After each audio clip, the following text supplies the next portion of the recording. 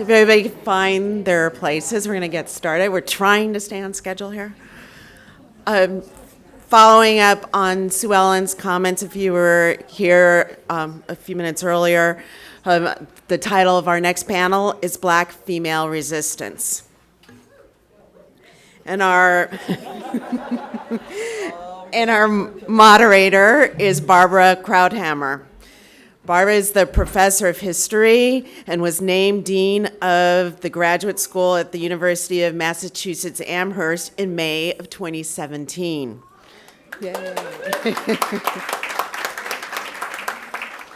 Her scholarship focuses on Afro-American studies, women, gender, and sexuality studies. She is widely recognized as a leading historian of African-American slavery and emancipation in the United States. Barbara, I turn it over to you and the rest of the panel. Welcome. Thank you.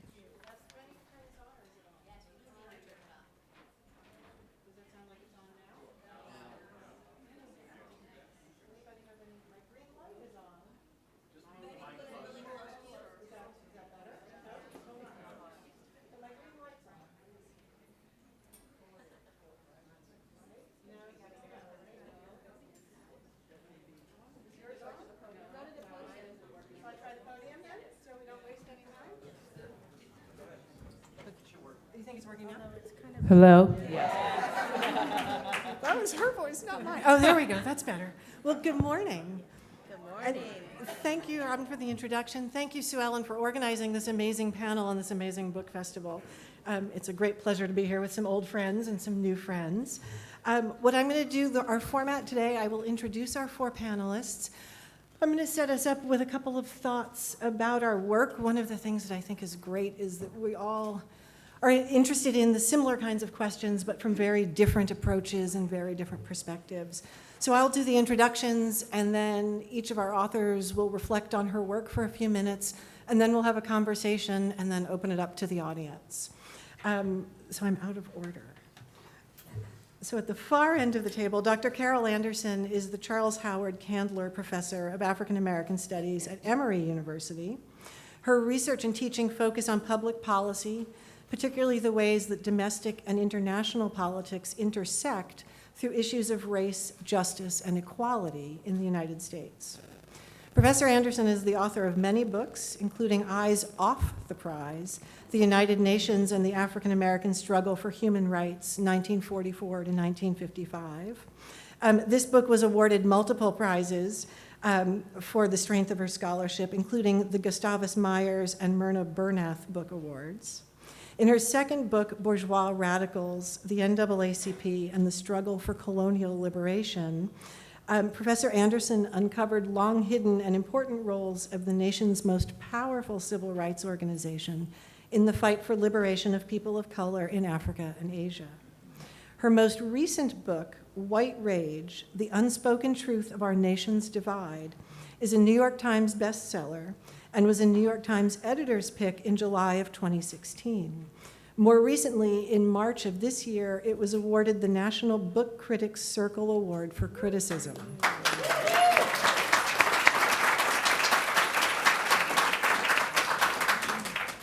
Dr. Erica Armstrong Dunbar is the Charles and Mary Beard Professor of History at Rutgers University. Her publications and her teaching and her documentary film appearances place her among a small number of African American women scholars who study Black life, culture, and gender up to the Civil War. Dr. Dunbar received her BA from the University of Pennsylvania and her doctorate in American history from Columbia University. Her first book, A Fragile Freedom, African American Women and Emancipation in the Antebellum City, was published in 2008 and is widely used in many classrooms, including my own. Her new book, Never Caught, The Washington's Relentless Pursuit of Their Runaway Slave, Ona Judge, is an eye-opening look at America's first family. Never Caught is the narrative of Ona Judge, George and Martha Washington's runaway slave, who risked everything to escape the grasp of her powerful owners. Dr. Tera, now I gotta switch pages, sorry, Tera. Dr. Tera W. Hunter is professor of history and African American studies at Princeton University. Her most recent book, Bound in Wedlock, Slave and Free Black Marriage in the 19th Century, was published this year by Harvard University Press. Her book, To Joy My Freedom, Southern Black Women's Lives and Labors After the Civil War, was also published by Harvard Press in 1997 and received numerous awards, and I should say is still a staple in virtually every African American history class I can think of. Dr. Hunter has co-edited a number of books, including Dialogues of Dispersal, Gender, Sexuality, and African Diasporas, and African American Urban Studies, Perspectives from the Colonial Period to the Present. She's written opinion pieces for the New York Times, the Washington Post, Christian Science Monitor, Huffington Post, and Ebony. She's been interviewed on National Public Radio and has served as a consultant for many historical film documentaries and museum exhibitions. Dr. Hunter is originally from Florida and has slowly been making her way north. First, she was an undergraduate at Duke University, received her doctorate from Yale University, and now is at Princeton in New Jersey. So we're making a northerner of you. And this year, she'll be a fellow at the National Humanities Center. Beth Macy, sitting right to my left here, is an award-winning journalist and author. She was a 2010 Neiman Fellow. Beth is a self-described, newly emptied nester. Beth is a frequent lecturer and speaker about her research and writing, a former newspaper reporter, and also a self-described co-owner of 2 rambunctious rescue dogs, which I loved. I thought that said a lot about you. Beth was a journalist for over 25 years. She's written for a wide variety of media outlets, including the New York Times.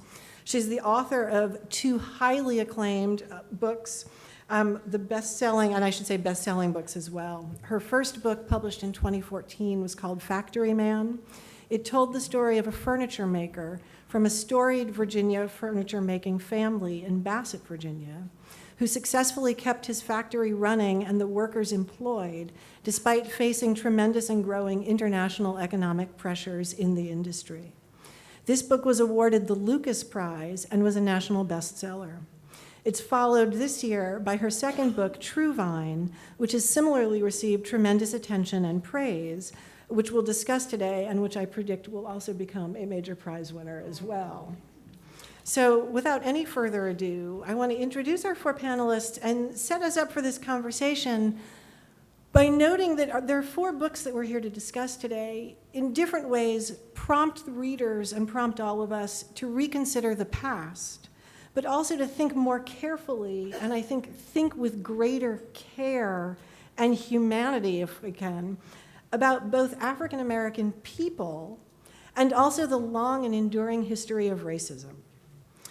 Each of these 4 books addresses seemingly disparate topics, right, from contemporary politics to the era of George Washington and the American Revolution, right, to the late 19th through the 20th century. One of the things I think is remarkable about your book is how you trace the family almost up to the present, to the post-Civil War era and the lives of newly freed slaves, right? So seemingly disparate topics, disparate times and locations, but in each instance, each author is engaged, I think, in the work of putting Black lives, Black people, at the center of the story and showing us how Black people, Black women in particular, endured, survived, and overcame the racism that so often enveloped their lives and circumscribed their worlds.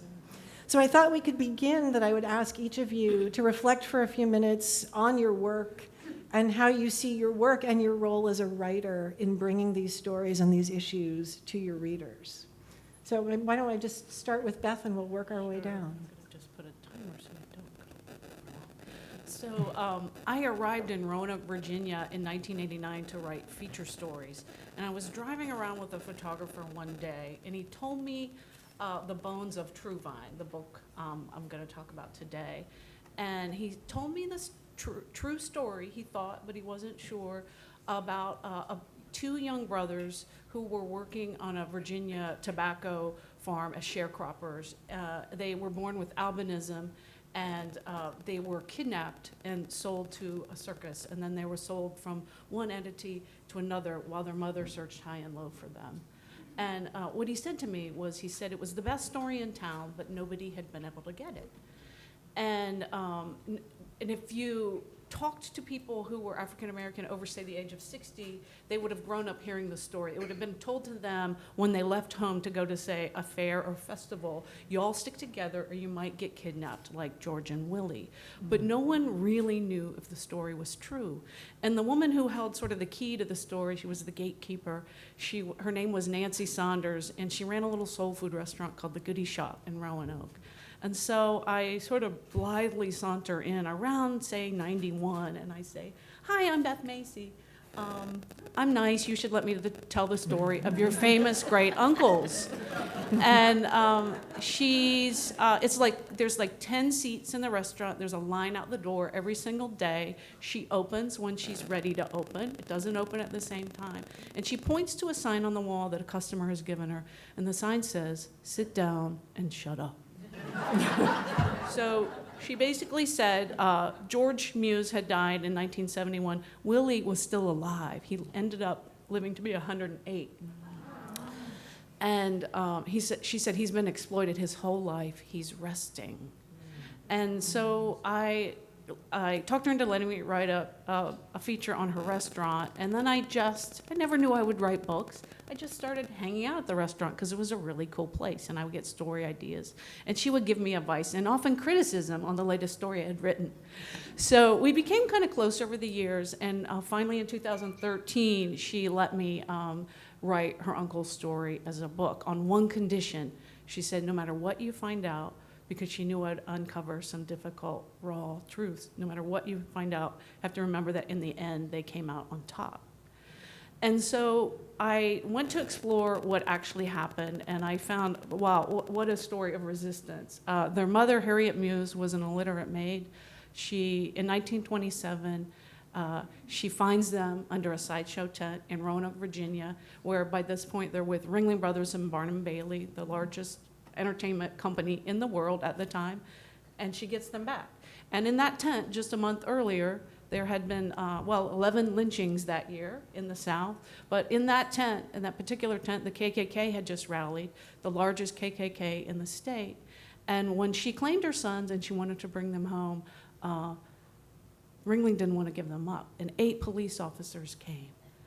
And the story of how she got them back and got justice for her family was just remarkable. It still gives me goosebumps. And she really spent the rest of her life trying to get justice for them. Mm-hmm. And the story was hard to get because it was written about, they were written about hundreds of times, but it was never told from their point of view. So I realized I had this moment where I was like, the story is really about erasure and about why wasn't the story told from their point of view, and what did she go through to try to get justice for them. And the reason Nancy didn't want me to do the story initially was because she thought I was just, as she put it, one more white person stirring up shit. And so it was a matter of spending time and getting trust and me learning what it was that I didn't know the first time I went in. I didn't understand why she was so mistrustful of me. And so the book is much is about what happens to the family that's left behind as what happened to George and Willie. And I hope it gives a clear-eyed view of what conditions were like during those times. So first of all, thank you to Sue Ellen for organizing this and inviting me to be a part of it. I didn't realize there'd just be so many people interested. Okay, can you hear now? No. It's not on. Can you hear? Yes. Okay. So I didn't realize there'd be so many people interested in the topic of Black women's resistance, so I'm really delighted to be a part of this. So I'm going to say a little bit about what my book is about. It's basically what I call the twists and turns of marital history of African Americans. I look at slaves, I look at free Blacks over the course of the 19th century. Slaves were not allowed to marry legally, they were allowed to marry informally. So I'm very interested in both the constraints that were imposed on African Americans, but also in how they, despite those constraints, constructed meaningful relationships. Oh, okay, that's much better. And so the twists and turns are the ways in which African Americans had to constantly create and recreate and reconstitute their relationships depending on changing circumstances. So they went through a variety of domestic arrangements over their lifespans, quite typically. I became really interested in this topic actually when I was working on my first book, To Joy My Freedom, and I was coming across a lot of documents, especially during the Reconstruction period after slavery ends, which really revealed the complexity of Black love and Black relationships and Black intimacy in a way that I don't think the literature at that time had really captured. So I put those documents aside and ultimately decided to come back to them because I was really interested in understanding how do we get to that point after slavery ended, and how can we sort of understand those relationships if we look over the course of the whole 19th century. And so that's what really led me to think about marriage over this long time span. I felt like we really needed to understand how things change over a long period. I was also very interested in sort of looking at the internal lives of African Americans. A lot of the then existing literature really focused a lot on being preoccupied with concerns about structure. You know, were Black families like white families, essentially was the question that a lot of scholars were really preoccupied with. Did they fit the norm of nuclear families or not? And so I felt like scholars were sort of missing some of the ways in which families are more than just whether or not they conform to certain kinds of structures. And certainly with African American families, they've always had to be a lot more flexible. I was also very interested in sort of dealing with some of the contemporary concerns about Black marriage. If you've paid attention to conversations about the Black family in recent times, quite often slavery is raised as a way of explaining the conditions of Black families today. And so a lot of those assertions are really based on wrong assumptions. And so I really wanted to sort of wrestle with the ways in which what's happening today is very separate from what happened during the slavery period. And to be able to make a historical argument for the importance of slavery defining relationships that really have nothing to do with today. I mean, our relationships today are a product of things that have happened more recently in time, and I can talk a little bit more about that if you're interested. And also just the kind of general discourse about Black family, really addressing the ways in which, you know, African Americans have always, their families have always been sort of used as a barometer of their fitness for civilization, for citizenship, and really wrestling with some of those issues. So in terms of the theme of resistance, the book is obviously about women and men, but women are especially important in terms of the theme of resistance. There are ways in which women resisted slavery in ways that were very distinctive of their gender and their roles in slavery. So I'll give you just two categories of resistance that I deal with in the book. The first is the ways in which African American women and men try to define their own relationships, relationships of their choice, and the ways in which they resisted the coercion of either interracial or intraracial relationships. And so that's a really prominent theme. So some of you may be familiar with, for example, Harriet Jacobs, the slave woman who wrote a narrative about her very dramatic escape from slavery, where she hid out in her master's or her grandmother's attic to escape her master, who was trying to basically conquer her sexually. So that's a very dramatic story. Most slave women found, you know, other ways, less dramatic ways of resisting. And so the book really deals with a lot of those issues around slave women really refusing to, or at least trying to refuse being paired with men that were not of their choosing. And even when they were forced to be paired with men who were not of their choosing, they often still found ways of maintaining relationships with the men of their choice. And so I talk about the ways in which marriage is basically a voluntary relationship. It's a social, it's an emotional bond. So even when masters try to impose relationships that they thought of as marriage on slaves, those were not really marriage relationships. And so slave women really resisted those impositions. And then the second way resistance is really prominent in my book is with respect to labor. So African American women were very prominent in trying to make their work lives meaningful, trying to be treated fairly, trying to maintain their dignity. They engaged in strikes, which is just flat out refusals to work.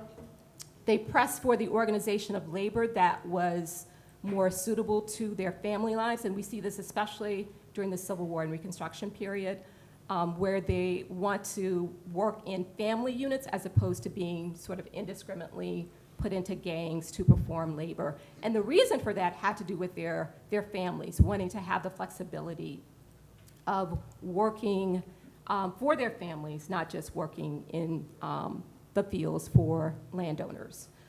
So those are the two ways. I don't know if I've run out of time or not. It wasn't even timing you. I'm sorry. It wasn't You- even You're not timing. keeping time. So I'll just stop there then. All right, Erica, I'm setting the timer. Okay, I'll set my, you'll keep me. I'll keep you on track. Good morning, everyone. Let me thank Sue Ellen and others who are so sort of creative and thoughtful and intentional about creating this panel. It's really sort of an honor to sit here with esteemed colleagues and friends and new friends. So I sort of prepared some more formal remarks within 5 minutes that brings together sort of the thoughts about the theme of the panel, as well as my most recent project. It's, as I said, an honor to sit with this panel that centers on what is really my life's calling, my sort of academic vocation, and that's the recovering of the stories and the lives of Black women. I'm an historian of the 18th and 19th century, so I get to spend my days looking at really old things. And I focus my work on the experiences of enslaved and free women during the early years of what would become the new nation. It's impossible to think about the lives of Black people, women in particular, without referring to the theme of resistance. For the enslaved, the very act of survival was resistance. For centuries, millions of women of African descent rose every morning from their hay pallets or perhaps a feather bed to begin a day that would almost always start and end in the same way. It would begin and end with their bondage. From the crudely constructed cabins across the South and the small farmhouses of the mid-Atlantic, the townhomes of New England, Black women fought unyielding white supremacy without the power that was so often anchored in a male body. Childhood was fleeting for enslaved women as they learned every day what would be expected of them. In the fields, in the kitchens, on the farms. Barely beyond the realm of childhood, they were taught that the system of slavery depended upon their bodies and their ability to reproduce. Nothing belonged to them. Considered human property, they could not claim ownership of their children, not their limbs, not their teeth, not their wombs. When I entered graduate school in the fall of 1994, I'd only recently been introduced to the study of resistance deployed by enslaved men and women. And I learned that resistance could occur in grand fashion, such as an armed rebellion at the hands of a preacher named Nat Turner, who in August of 1831 brought Southampton County, Virginia, to its knees. Or via the club of a Missouri slave named Celia, who in 1855 beat her owner to death dismembering and burning his body so that she could put an end to his violent sexual attacks. But I also learned that resistance could happen in subtle yet important ways, what historians now call everyday resistance. Feigning illness, breaking tools, would slow down work production at a cost to an owner. And a poorly cooked meal or the purposeful burning of linens from the heat of a heavy iron would provoke, at the very least, annoyance from a slave mistress. Resistance could be big and it could be small, but no matter the size or scope of the act, it reminded enslaved women that they could and would exact some measure of control within their lives. And as we come together to celebrate authors and the writing of books, I think it's really important to note that the inclusion of Black women's resistance in this kind of larger American narrative is a relatively new phenomenon. We're only a little more than 30 years beyond the first published books that centered upon Black women's lives. Although designated the property of another person, enslaved women resisted. They fought back. They fought against their rapists. They begged their owners to keep their families together, and when the opportunity presented itself, they took the ultimate risk. They escaped. In February, I had the honor of introducing one such woman to the general public. Her name was Ona Judge. And she was a young woman who, at the age of 22, found the courage and the grit to literally steal herself from the most powerful family in the nation.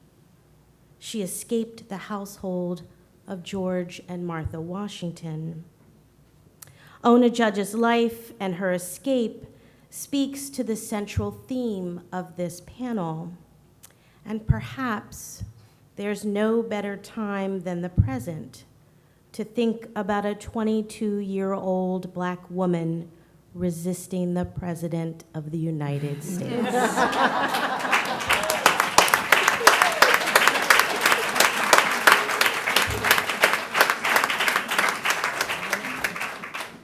Okay, and I'm just going to say that was a drop the mic moment.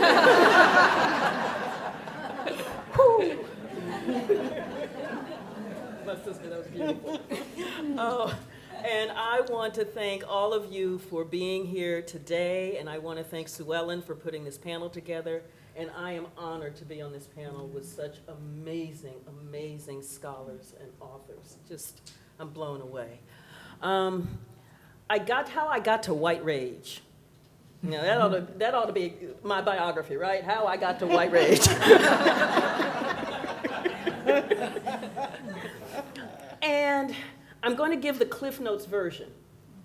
And I was in a project called the Op-Ed Project. And it's where faculty learn how to write opinion pieces. It's the belief that we have some knowledge base that needs to get beyond the ivory tower. And so I'm sitting there in the Op-Ed Project, and Ferguson is blowing up. And regardless of what media venue, CNN, MSNBC, Fox, can you hear it called Fox? That they all said the same thing. Why are Black people burning up where they live? Look at Black people burning up where they live. Lord have mercy, look at them blowing up where they live. Like, can you believe they're burning up where they live? Did you see them burning up where they live? And I mean, you know, and you're turning the channel and you're getting the same doggone story. And I found myself going, no, you know, because what was really steeped in all of this, look at Black folks burning up where they lived, was a consistent narrative in American society about Black pathology. The sense that there is something fundamentally wrong with Black people. And if we could just fix Black people, America would be all right. Right? So, you know, if Black folks would just value education, we'd be all right. If black folks weren't criminals, we'd be all right. I can feel that church thing happening. Saturday, not Sunday. Yeah, and it's not even Sunday. You know, and if black people valued democracy and would just get out and vote, we'd be all right. Yes. And I'm like looking at this going, no, because the framing was so ahistorical. The dangers we have in a nation that does not know its own history.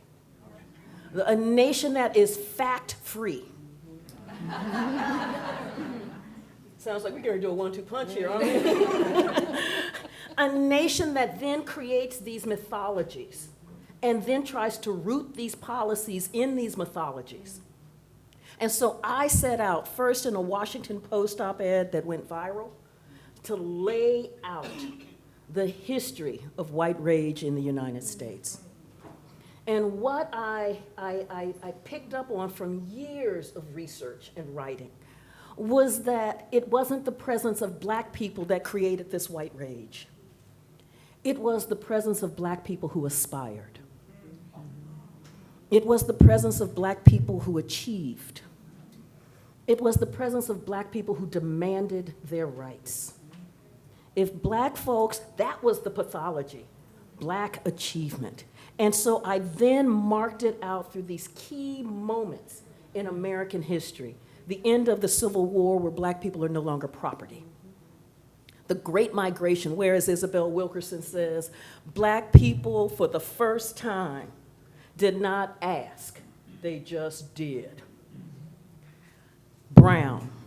Brown was supposed to be that incredible moment where the Supreme Court says there's no separate but equal in this nation.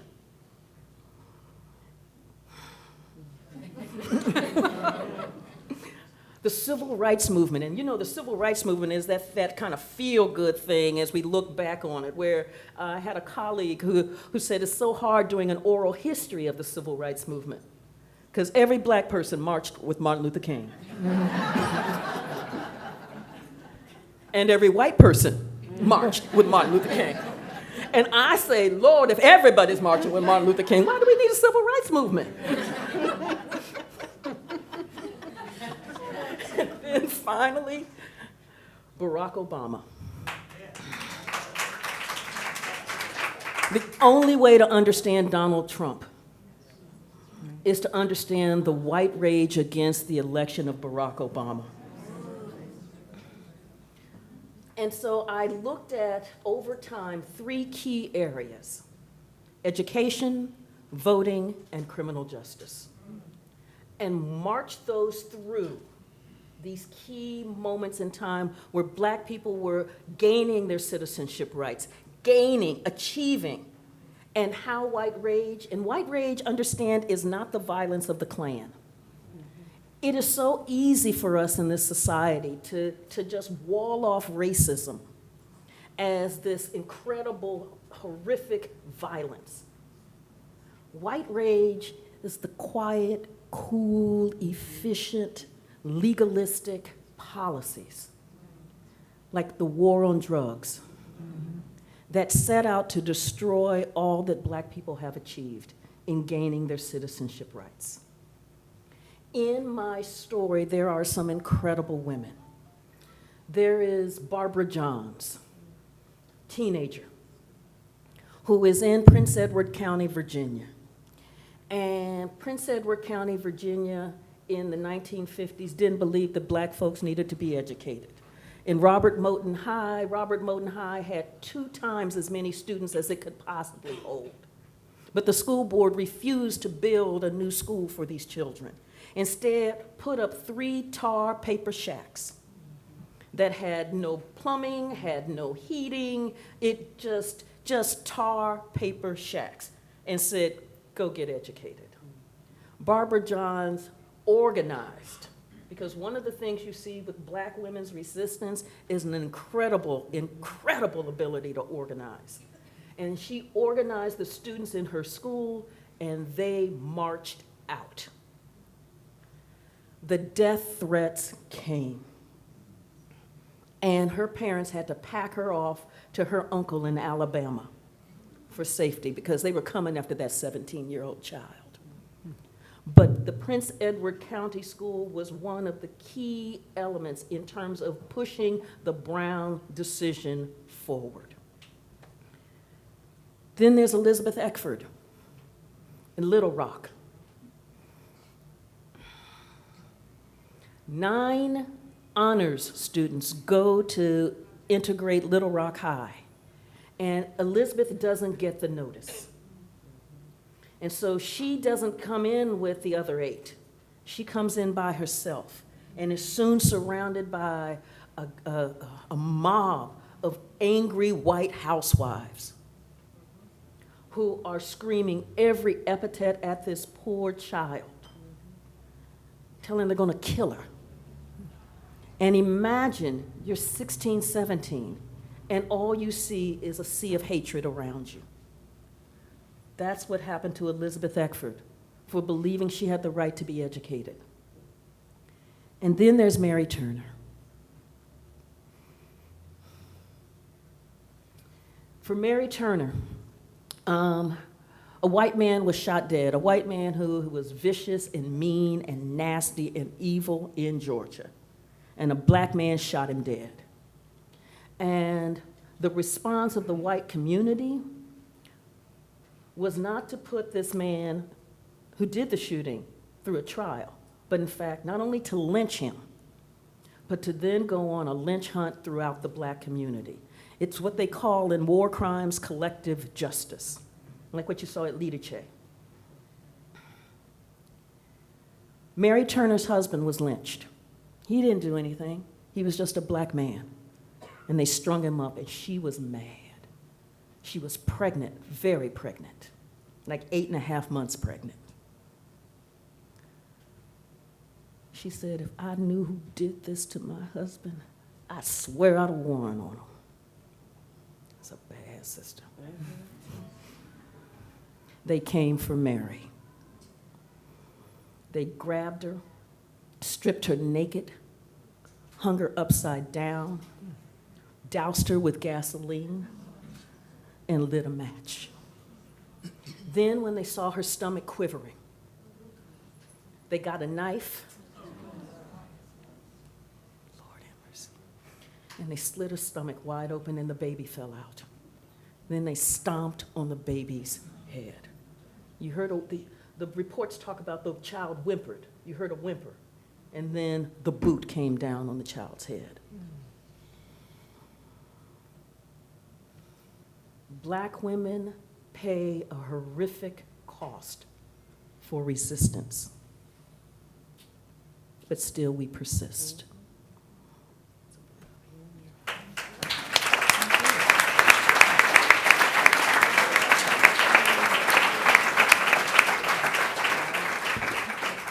It's hard to know where to go after this. Thank you, all 4 of you, for taking us to a new place, which is precisely what your books do. So in the time that we have left, I want to pose a couple of questions to our panel, and then we'll take some time to hear from our audience. But I'll start, Carol, with you and Erica, to continue some of the themes that you raised of, is it even possible to imagine a history of the United States, right? And to imagine people in the United States coming to terms with that history in, what in higher ed parlance, what we say today, right, of an inclusive history, right? But we'll be more frank in this room today and say, with a history that takes both black people and personhood and that kind of violent, like just unimaginable, right? So those things that Toni Morrison describes, right, is the things you can't even imagine, right? It's beyond our capacity. That takes that seriously as part of the fiber of the nation's being, right? That's the structure, the infrastructure of the nation. Is it even possible to think of writing a history, or with something like this necessarily so fundamentally at odds with our national mythology? So I don't know if the two of you want to pursue that for a few minutes. Hey, I write on George All Washington. right. I think I'm not off, I'm off now. But I'll talk loud. I'll do my professor voice. There we are. Thank you. So when I began the research for this book 9 years ago, I didn't necessarily know what kind of waters I would be wading into, sort of thinking about and reconstructing some mythology about founding fathers. In this moment of kind of Lin-Manuel Hamilton craze, my students come into the classrooms knowing a little more about, a little more, about sort of the founding of the nation. And in many ways, writing this book about Ona Judge, a book that centers the experiences of enslaved women at the beginning of the founding of the new nation, right? That's my opportunity, or was my opportunity, to have us think differently about our history, about this mythology. It wasn't my intent necessarily to write a sort of takedown of the founding fathers, or of George Washington and Martha Washington in particular.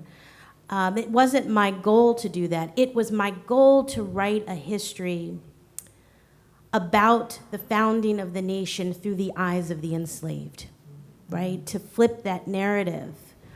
And Ona Judge, as a young woman who grew up at Mount Vernon, who was enslaved and became Martha Washington's top slave, was taken to New York and then Philadelphia, and eventually escapes to New Hampshire. She gave this perfect portal to enter early America and to look at the nation through the lens of an enslaved Black woman and then a fugitive. And what I found so interesting is that by writing this story, by telling her story, and the story of other enslaved and free Black people who were surviving, who were resisting, who were engaging and encountering the most horrific kind of violence in the early years of the new nation. By writing this book, we're able to think about this moment, to think about the characters, to think about who built this nation, right? To think about the building eventually of the federal city, to think about a free Black community in Philadelphia that rivaled really anywhere else. It was an opportunity for me to engage in this question of how we right the wrongs of mythology. We go to school, we learn about George Washington and cherry trees and false teeth and those kinds of things, right? And very little else. And for me to sort of step into that space and to offer a story about an enslaved woman that engages George and Martha Washington is, I think, that perfect opportunity to flip the narrative. Thank you. And for me, it was, as I said, I was struck by how ahistorical the analyses were that I kept hearing, because they really weren't analytical at all. And as a historian, you know, I saw this as the opportunity to begin to put a deeply researched, fact-based, engaging narrative out there. And there are pieces that then shake the myths that we live with. The myth of Abraham Lincoln. The myth of Brown, that after Brown, you know, it was good. It was really good. And to make it even better, we had Martin Luther King and the civil rights movement. But as I start laying out the methods and the modes used to undercut the gains of the civil rights movement, the methods and the modes used to then flip the reality of structural inequality and structural racism, into a totally personal, you made a bad choice narrative, which is where we are right now. It was an effort as a historian to help us begin a real conversation in this nation about how we got here and what it's going to take to get us out. And that requires, I mean, it's been an interesting ride. On one hand, I get a lot of stuff, you know, I'm every kind of in the world. Yeah. And, but on the other hand, I keep getting these wonderful responses. I'm a 70-year-old white man in St. Louis. I knew something was wrong. I just didn't know what it was. And then, thank you. White rage opened my eyes. And that's how we begin to begin to have a real conversation that isn't based on myths, but is in fact based on facts. Thanks. So, Tera and Beth, one of the things that I find sort of most compelling about your respective books is that resistance in many instances takes the form not of sacrifice or fighting, but of love and joy, right? And those moments of human connection. And I think one of the things that the two of you do so beautifully in your respective works is really center sort of the importance of recognizing people's emotional lives, right? Black people's interior lives and emotion. And so I wanted to ask you, you know, how you thought about that aspect of your work of framing positive experiences as resistance. Well, actually, that's what really drew me to the topic in the first place. So those letters, those documents that I was referring to in the Reconstruction period, these are documents that are produced basically through the federal government's involvement in the transition from slavery to freedom after the Civil War. And so we often criticize the federal government for being a bureaucratic organization, but it's the fact that they kept those records. They actually, that is really so important that they preserve these records. And they're unprecedented records in terms of ex-slaves voicing in their own words how they felt about certain issues. So for example, we have letters where families are trying to find each other after the Civil War. And they're writing letters that are like they are love letters, essentially, in search of their lost family members. And these are letters that are being often dictated because they can't write themselves. They're dictating these letters, so they're telling these very personal stories to someone else who's writing them down, and then they're getting transferred from agent to agent maybe across the state, across the region, in search of their loved ones. And so I was really struck by those sentiments. And I was especially also, even though this is a panel about Black women's resistance, really struck too about men's feelings, because we don't often talk about African American men's feelings for their families. We talk about them in terms of their roles, in terms of being providers or protectors, but not their feelings. And so some of these are very deeply personal. Like one letter that jumps out at me is of a young man who's writing to his sister. And he's trying to find his sister, and he's connecting with her, and he's kind of bringing her up to speed on what's been happening with him. And he says, he's inquiring about his nieces and nephews. And he says, send me a lock of her hair. Like, that's a very personal thing. And we don't necessarily associate those feelings with men and the importance that men played in these families and the struggles that people had to overcome just to reunite their family members, just to be able to have a relationship of their choice. And in the book, I talk about the quite complicated relationships that have grown out of slavery, where people have been separated against their will. And then suddenly, after slavery's over, sometimes those people actually get back together. I mean, they meet. Let's just say they meet. And then what? Are you remarried? Do you have another spouse? And if the answer is yes, then what do we do now? Because we were separated against our will. We didn't voluntarily surrender our relationship. So in a way, we still consider ourselves married. And so there are all these very complicated circumstances that that enslavement created for Black families. And I try to capture that from a very personal perspective. So if I can be rude and give you, Beth, 90 seconds, and then we'll go to the audience for the last Sure. 3 minutes. One of the moments I thought of when Carol was telling the story about massive resistance in Virginia, there was this court case where Harriet basically takes Ringling to task and has this kind of very subversive legal ploy put into existence so that whenever the circus fails to send home a check, somebody goes out and finds the brothers, wherever in the world they are. And it's really remarkable how she does this, given the limited resources that she has. But there was this mystery, and I couldn't figure it out.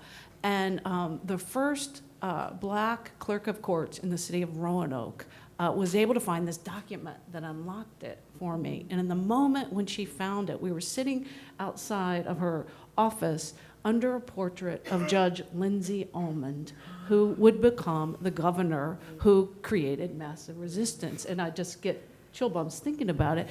And so we talked about him because she was from Prince Edward County and she had missed 5 years of school. Yes.